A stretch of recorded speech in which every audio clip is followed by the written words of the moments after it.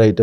అయితే ఒకటేంటంటే సరే ఇదంతా ఒక ఎత్తు అయితే ఇంత పెద్ద వ్యవస్థని ఏర్పాటు చేసి ఆయన తెలుగు వాళ్ళకి కానీ సొసైటీలో కానీ గుర్తింపు ఉన్నటువంటి ఒక శక్తిగా, ఒక వ్యక్తిగా, ఒక వ్యవస్థగా ఉన్నటువంటి ఆయన్ని ఒక్కరోజైనా జైల్లో పెట్టాలని చెప్పి జగన్మోహన్ రెడ్డి తాపత్రయపడ్డారు అని చెప్పి వచ్చినటువంటి న్యూస్ ఆ మధ్యకాలంలో వచ్చిందండి. అందుకే ఆయన మీద రకరకాల సిఐడిని పంపించి ఆ రోజు ఆయన బెడ్ మీద పడుకుంటే అనుకున్నారు వీళ్ళు నటిస్తున్నాడు అనుకున్నారు ఇతరులాగా. ఆయనకి నటించాల్సిన అవసరం లేదు సార్, ఆయన ఏదైనా ఫేస్ చేస్తాడు. ఒకసారి విజయ రామారావు గారు పెద్దల సభ అని వీళ్ళు ఒక వ్యంగ్యమైన హెడ్డింగ్ పెడితే దాని మీద అసెంబ్లీకి తీసుకెళ్ళడానికి విజయ రామారావు గారు కమిషనర్ అప్పుడు వచ్చాడు నా ఆఫీస్కి. ఆయన ఏమన్నాడంటే అరెస్ట్ చేసి తీసుకెళ్ళబోయా విజయ రామారావు గారు, నేను వస్తాను. విజయ రామారావు గారు అరెస్ట్ చేసి తీసుకెళ్ళను, నాతో పాటు వస్తే మిమ్మల్ని తీసుకెళ్తాను. అప్పుడు ఈవెన్ నాని పాల్కి వాళ్ళని ఎంగేజ్ చేసుకున్నాడు రామోజీరావు గారు ఆ రోజుల్లోనే. ఆయన డబ్బుల కోసం సంఖ్య మనిషి కాదండి, వ్యక్తిత్వం కోసం. అవతల అసెంబ్లీ, రాష్ట్ర ప్రభుత్వం, యువతల రామోజీరావు. ఇప్పుడు అది కనుక కృష్ణుడు తులసి దళం లాగా ఉంటుంది చూసారా, చెప్తారు కదా. ఇప్పుడు జగన్మోహన్ రెడ్డి చేయలేకపోయినట్టేగా, ఒక్క రోజన్నా జైల్లో పెట్టించాలి ఆయన్ని. అది ఇంకోటండి.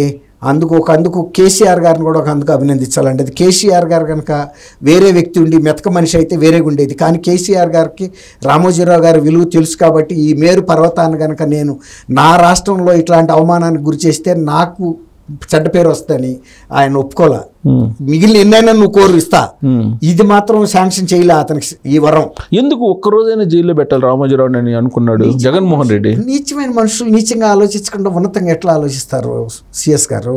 నేను చెప్పాను కదా జర్నలిజం అంటే ఒకటేంటంటే కక్షపూరితంగా చేసాడు అనుకోవాలా, లేదంటే చట్టం తన పని తాను చేసుకోబోతుంది కాబట్టి ఆ యాంగిల్లో వచ్చారా? చట్టం పని కాదండి, వ్యక్తిగతంగా ఆయన్ని దెబ్బ కొట్టాలి. ఒకటి నీచుడు వాడంతా పందిలాగా బురదలో పొర్లు వచ్చినాడు, ఇప్పుడు నాలాగా తెల్లసొక్క వేసుకున్నాడు మీద వేయాలనుకుంటాడు, అంతే కదండి. అంతే తప్ప అతనికి ఉండే చట్టం ఆయన మీద కన్నా ఈయన మీద ఎక్కువ కేసులు ఉన్నాయా? ఆయన మీద 45,000 కోట్ల రూపాయలు చెప్తూ సిబిఐ ఈడీ కేసులు ఉన్నాయి. ఆ కేసుల గురించి పట్టించుకోకుండా రామోజీరావు గారి మీద ఏమున్నాయండి? ఉండవల్లి అరుణ్ కుమార్ వేసాడు ఎన్నో కేసులు. అప్పుడు సిఐడి పోలీసులు పంపించారు రామోజీరావు గారి దగ్గరికి. ఆ సందర్భంగా వచ్చినటువంటి కామెంట్స్ ఏందో తెలుసా? సజ్జల రామకృష్ణ రెడ్డి, సజ్జల భార్గవ్ వీళ్ళందరూ మెయిన్ అప్పుడు సోషల్ మీడియాలో ఏం చేశారు తెలుసా? ఇప్పుడు వాళ్ళిద్దరు ఎక్కడ చంద్రబాబు నాయుడు ఒంగోబెట్టాడు, ఈయన పుణుకోబెట్టాడు అని చెప్పి పెద్ద క్యాప్షన్స్ పెట్టి ట్రోల్ చేశారు.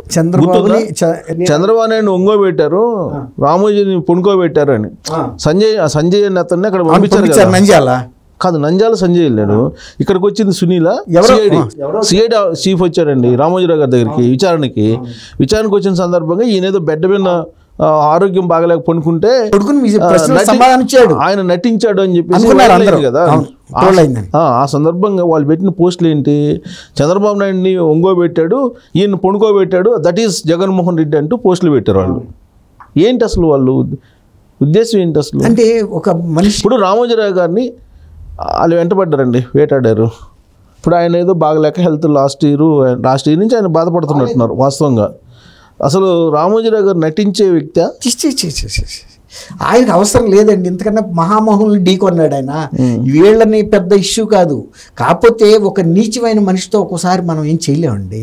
ఒక ఐరావతం అయినా కూడా ఒక కుక్క, మైండ్ చెడిపోయిన కుక్క వచ్చి కాలు పేకొచ్చు, పట్టుకోవచ్చు, దాంతో ఏనుగు చచ్చిపోద్దని కాదు, దీనికి పీకానన్న తృప్తి అంతే. సో అల్టిమేట్గా జగన్మోహన్ రెడ్డి మీద గెలిచినట్టేనా రామోజీరావు?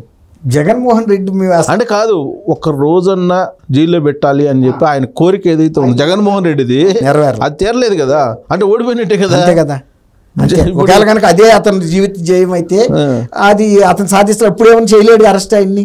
ఇప్పుడు అతను చీఫ్ మినిస్టర్ కూడా కాదు. ఇంతకు ముందు మీరు అడిగారు భార్గవ్ సజ్జల రామకృష్ణారెడ్డి అని ఏదో ఇష్యూలో, వాళ్ళు ఎక్కడున్నారండి? వాళ్ళ ఏరి ఇప్పుడు వాళ్ళు ఉన్నారా లేరో కూడా తెలియక పార్టీలో కొట్టుకుంటున్నారు. వాళ్ళకి ఏమైనా జరిగిందా ఏంటి, ఏబిఎస్ కార్పస్ పిటిషన్ వేస్తారని. అవును. ఇప్పుడు ఒకటేంటంటే ఇప్పుడు జగన్మోహన్ రెడ్డి ఒక్కరోజైనా అరెస్ట్ తాపత్రయపడి ఆయన ఏదో చేశారు. బట్ చట్టంలో ఆయన రామోజీరావు గారికి గెలిచినట్టే కదా. ఇప్పుడు ఖచ్చితంగా జగన్మోహన్ రెడ్డి మీద ఇది ఒక విజయం అని చెప్పి అనుకో. అంతేకాదు జగన్మోహన్ రెడ్డిని రాజకీయంగా భూస్థాపితం చేసిన తర్వాత ఆయన ప్రాణాలు వదిలేను అనుకోవాలా? అదృష్టం.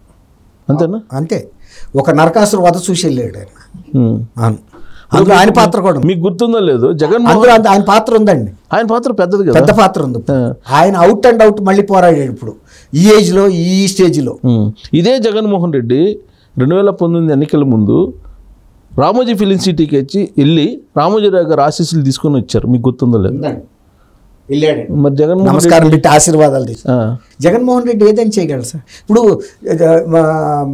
ఒక స్టేట్ కోసం మిమ్మల్ని నేను అడుగుతాను, వివేకానంద రెడ్డి గారిని ఎవరు చంపారో జగన్మోహన్ రెడ్డి గారు తెలుసు కదండి, తెలుసా తెలీదా? చెప్పాడు కదా ఆయన, చెప్పాడు కదా ఆయన. అదే వ్యక్తి చంద్రబాబు, లోకేష్, బీటెక్ రవి, ఆదినారాయణ రెడ్డి, ఇంకెవరి పేరు చెప్పాడు కదా. రెండు మాటలు ఎట్లా జరుగుతారండి, వాళ్ళు వీళ్ళు కలిపి చంపారా? జగన్మోహన్ రెడ్డి గారు మాట్లాడికి విలువ లేదనేది మొన్న ఆంధ్రప్రదేశ్ ప్రజలు ఈ చివరి నుంచి ఆ చివరి రాక ఇతను అబద్ధాల పోరు, లుచ్చా, ఇతను పరిపాలనకు పనికిరాడు అనేది తీర్పు చెప్పి ఇంకా అనవసరం అంటారు ఆయన గురించి చర్చించుకోవటం. ఆయన విశ్వసనీయత, ఆయన సింహం, పులి. పులి భోగంగా అండి, ఏం పులి అండి, పేపర్ పులి కూడా కాదు, తేలిపోయింది కదా.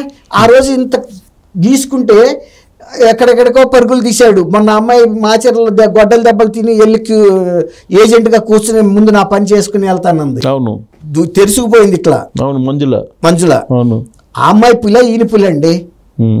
పులి అంటే ఎవరండి? అది ధైర్యం అంటే. ఆడ పిల్లకున్న ధైర్యం ఇంక లేదు. సార్, రామోజీరావు గారి దగ్గరికి వెళ్ళి ఆశీస్సులకి వెళ్ళినటువంటి ఆయన మళ్ళీ తర్వాత అధికారంలోకి వచ్చిన తర్వాత ఆయన్నే ఒక రోజైనా జైల్లో పెట్టించాలనుకున్నాడంటే ఆయన ఏమనుకోవాలి? ఆయన అసలు అంటే అందుకే జుట్టు లేదా కాళ్ళ అసలు ఒక నిజంగా కనుక విలువగల మనిషి ఎవడన్నా అట్లాంటి పూర్తి డిఫరెంట్ రోల్స్ ప్లే చేయగలడండి. ఆ రోజు ఆయన చనిపోయినప్పుడు వివేకానంద రెడ్డి గారు ఆయన హావభావాలు మీరు ఎప్పుడన్నా మీరు ఆన్ చేసి చూసుకోండి, ఎంత నటించాడంటే 100 ఆస్కార్ల వారు ఇచ్చినా కూడా తక్కువే. కాబట్టి ఆయన గురించి ఏం చెబుతా అంటే, తల్లి విజయం ఆయనకి సపోర్ట్ చేస్తా, కుటుంబంలోనే అంత నీచ పాత్ర ప్లే చేసినాడికి అతని వ్యక్తుల గురించి చాలా నీచమైన ఆలోచన చేస్తాయండి. అదే రాజశేఖర రెడ్డి గారు ఒకసారి రామోజీరావు గారు అయితే గెలిచారు, అది తెలిసాడు. ఒక మాట చెప్పుకోవాలి, భౌతికంగా లేకపోయినప్పటికీ ఖచ్చితంగా శాశ్వత విజయాన్ని జగన్మోహన్ రెడ్డి సాధించారు. ఇక్కడ ఒక మాట చెప్తా అండి, అదే రాజశేఖర రెడ్డి గారు అయితే ఒక వ్యక్తిని ఒకసారి గౌరవించాడంటే, అభిమానించాడంటే జీవితకాలం అదేనండి.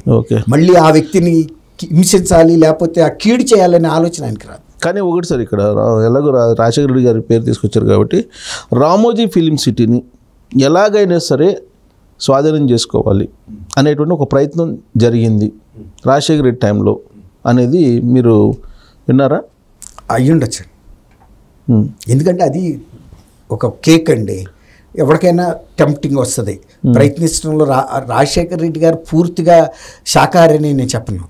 సర్వే కూడా చేయించారు కదా, సర్వే చేయించే ప్రయత్నం కూడా. నేను శాకాహారం చెప్పను, అది కూడా ఎందువల్ల అంటే ఈయన వచ్చిన తర్వాత ఆయన చెడిపోయాడండి.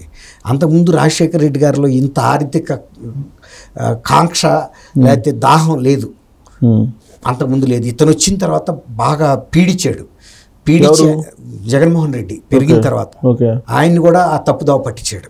అంతకుముందు ఆయనకి అట్లాంటి రామోజీ ఫిలిం సిటీలో రీసర్వే చేసి కొంత ప్రయత్నం అయితే చేశారు. సరే, ఆయన ప్రకృతిలో లేదంటే ఆయన హెలికాప్టర్ ప్రమాదంలో చనిపోయారని, చనిపోయిన తర్వాత ఆయన కంటిన్యూషన్లో పార్టీ పెట్టి ఆయన ఏదైతే అనుకున్నారో అది నెరవేర్చాలి, లేదంటే ఈయనకున్నటువంటి ఆలోచన తెలియదు. ఆయన ఎప్పుడైతే పాదయాత్ర చేసి అధికారంలోకి వస్తాము అని చెప్పి అనుకున్నారట 2014లో, సరే రాలేదనుకోండి, అది వేరే విషయం.